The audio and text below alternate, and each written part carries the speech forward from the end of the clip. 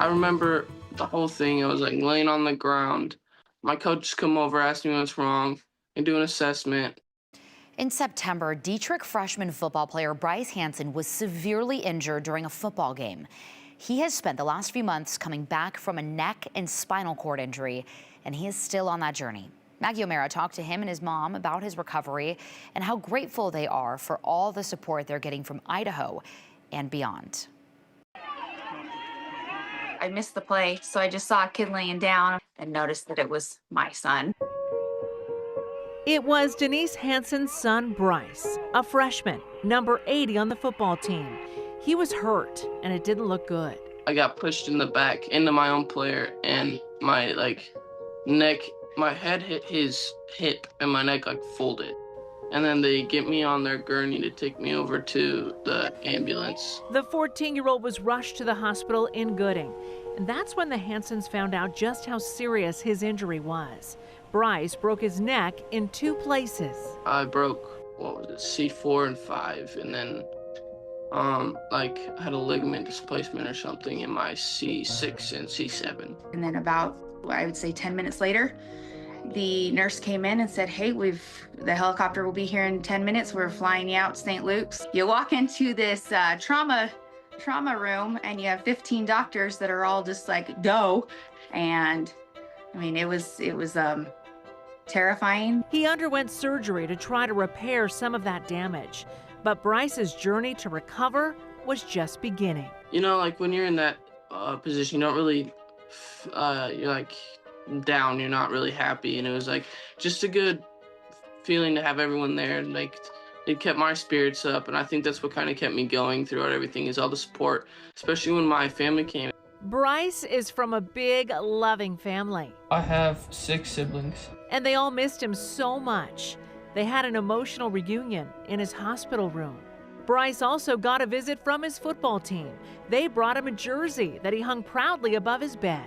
Then when the team came, it was really nice because I was able to see my friends, and I was able to see the support that I had behind me, and I was able to keep pushing from that, and I think that's what helped me. Once he was stable at St. Luke's in Boise, Bryce was flown to Primary Children's Hospital in Utah to learn how to move again. The therapy is what really kicked my butt. I was frustrated because I couldn't do what I used to be able to do. Going from where I was at, being really active and super athletic, to not being able to move and control my body. It was just hard to go through that. But he worked so hard each and every day. He has always been determined, always, since he was a little boy.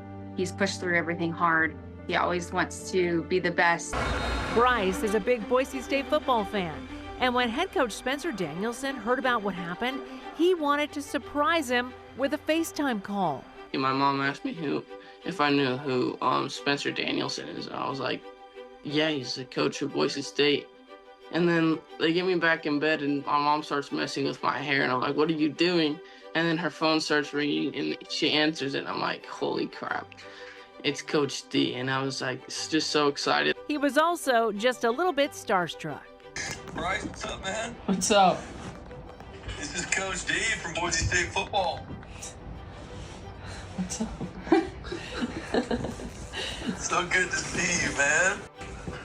You look good. I've had a lot of people tell me about your story, and I just was able to look at some stuff, man, and been praying for you, and heard that you're feeling a lot better and you're on the road to recovery. Like I said, it's an absolute honor to talk to you, Bryce, and I'll be praying for you, okay? It was cool to see that he cared enough to do that for me, and it was really nice. Bryce was released from Primary Children's Hospital just in time for Halloween. The nurses and the doctors lined the halls to celebrate. Coming home to Idaho felt so good, and the community support was overwhelming. I knew I'd have a lot from my town in Dietrich, but I didn't know it'd go throughout the state and some other states too. I didn't know it'd go that far, so I was really surprised on how many people really cared that much, and I was like I said, that kind of helped me through it all. Now Bryce is back in Utah, this time for more intensive therapy.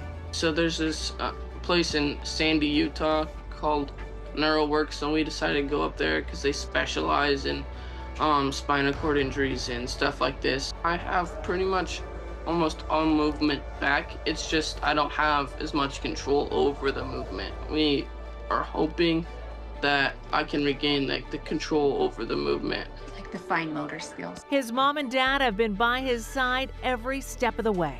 Yeah, it's been hard, and he's had his struggles. Obviously, we've all had our struggles with it. But throughout this whole process, he has never lost his faith. He's never lost his love. He's never lost his sense of humor. My husband and I keep saying that he's our hero, and he's like, I'm not that special. And I'm like, you are, though. Bryce and his family even made it to a Boise State game on the Blue this season. Bryce says it inspired him to keep on working.